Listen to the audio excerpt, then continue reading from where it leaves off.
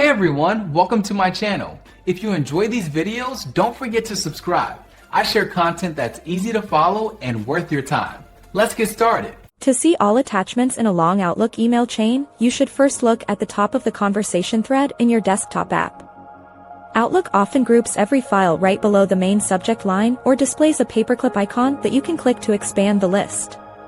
If you do not see them there, you can use the search bar located at the very top of your inbox. Click inside the search box and select the Has Attachments filter from the ribbon menu to isolate only the messages within that thread that contain files. Another powerful method is using the dedicated attachments view. On the left-hand sidebar of Outlook, look for the paperclip icon located below your calendar and contacts icons. Clicking this will open a full gallery of every file ever sent or received in your account. You can sort these by date or sender to find exactly what you need from that specific conversation without scrolling through text. If you are on the mobile app, open the email thread and tap the three dots in the top corner. Select the option to view all attachments to see a clean list of every file in that chain.